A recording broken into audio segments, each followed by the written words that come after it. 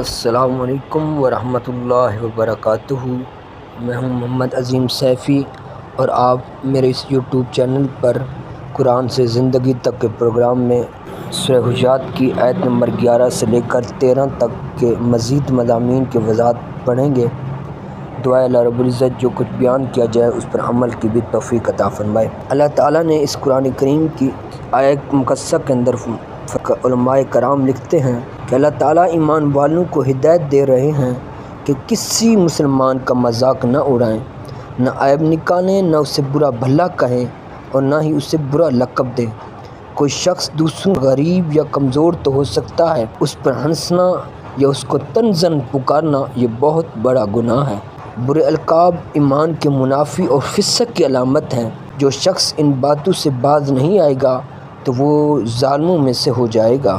اور دوسری آیت کریمہ میں اللہ تعالیٰ فرماتے ہیں تم بہت سے بدگمانیوں سے بچتے رہو کیونکہ بعض گمان گناہ بن جاتے ہیں۔ کسی غیبت نہ کرو، یعنی اس کی غیر موجودگی میں اس کی برائی مت کرو، نہ اس کے بارے میں پیٹھ پیچھے برا کہو۔ غیبت کی مثال مردہ بھائی کے گوشت کھانے کے ساتھ دی گئی ہے جو کہ بہت گھٹیا اور ناپسندیدہ عمل ہے۔ اسی طرح اللہ تعالیٰ سے ڈرنے اور اس کی طرف رجوع کرنے کی ہمیں بار بار تاکید کی گئی ہے کیونکہ وہ توبہ قبول کرنے والا ہے اور بہت ہی مہربان ہے۔ اللہ تعالیٰ نے تمام انسانوں کو ایک مرد یعنی حضرت آدم علیہ نبینا علیہ الصلوۃ والسلام اور ایک عورت حضرت اماں حوا علیہ الصلوۃ والسلام سے پیدا فرمایا، پھر انہیں قوموں اور قبائل میں تقسیم کر دیا تاکہ وہ ایک دوسرے کو پہچانیں، نہ کہ فخر اور غرور اور برتری کے لیے، جبکہ اللہ تعالیٰ کے نزدیک عزت صرف تقوی کی بنیاد پر ہے، رنگ، نسل، قوم یا زبان پر ہرگز نہیں۔ اللہ تعالیٰ سب کچھ جاننے والا ہے، انسانوں کے اعمال سے پوری طرح باخبر ہے۔ یعنی ان تینوں آیات ہمیں اس بات کی طرف اشارہ دیتی ہیں کہ ہمیں باہمی احترام، پاکیزہ زبان، اچھے اخلاق اور تقوی اختیار کرنے کی تعلیم دی گئی ہے۔ اب ہم آیات مقدسہ سے مختصر طور پر جو ہمیں اسباق ملتے ہیں ان کو خلاصتاً پیش کرتے ہیں تاکہ ہمیں پوائنٹ کے طور پر وہ چیزیں یاد ہو جائیں۔ نمبر 1، مذاق اڑانا منع ہے، کیونکہ کسی مسلمان کا مذاق اڑانا، اس کی تضحیک کرنا، اس پر ہنسنا یہ منع ہے۔ نمبر 2، برے القاب سے بچیں، ایک دوسرے کو برے ناموں اور برے القابوں سے مت پکاریں، بس اس سے دلوں میں نفرت پیدا ہو جاتی ہے۔ نمبر 3، بدگمانی سے بچیں، کسی کے بارے میں گمان مت کریں تحقیق کے بغیر کیونکہ اکثر گمان گناہ بن جاتے ہیں۔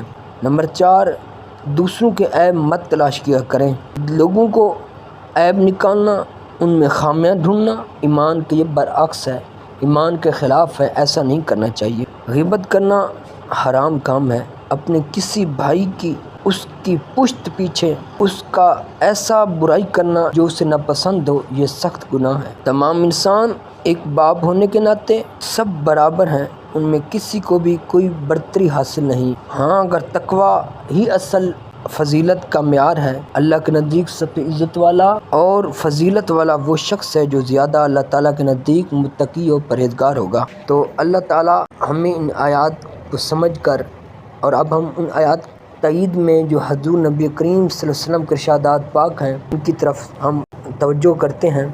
جیسا کہ حضور نبی کریم صلی اللہ علیہ وآلہ وسلم کا ارشاد پاک ہے، لا یسخر قوم من قوم عسیٰ ان یکونوا خیرا منہم، کہ ایک گروہ دوسرے گروہ کا مذاق نہ اڑائے، ہو سکتا ہے وہ ان سے بہتر ہوں۔ لا یغتب احدکم اخاہ فإنہ لا یدری لعل اخاہ ان یکون خیرا منہ، تم میں سے کوئی شخص اپنے بھائی کی پیٹھ پیچھے غیبت نہ کرے، ہو سکتا ہے اس کا بھائی اس سے بہتر ہو۔ المسلم من سلم المسلمون من لسانہ و یدہ، فرمایا مسلمان کامل تو وہی ہوتا ہے جس کی زبان، جس کے ہاتھ سے دوسرے مسلمان محفوظ رہیں۔ ان اللہ لا ينظر الى صورکم واموالکم ولکن ينظر الى قلوبکم واعمالکم، فرمایا اللہ تمہاری شکلوں، تمہارے مالوں کی طرف ہرگز نہیں دیکھتا بلکہ وہ تو تمہارے دلوں اور اعمال کی طرف دیکھتا ہے۔ لیس المؤمن بالطعن ولا اللعان ولا الفحش ولا البذی، مومن نہ تو طعنہ زنی کرنے والا ہوتا ہے، اور نہ ہی لعنت کرنے والا ہوتا ہے، نہ ہی فحش کلام کرنے والا ہوتا ہے، اور نہ ہی وہ بیہودہ بات کرنے والا۔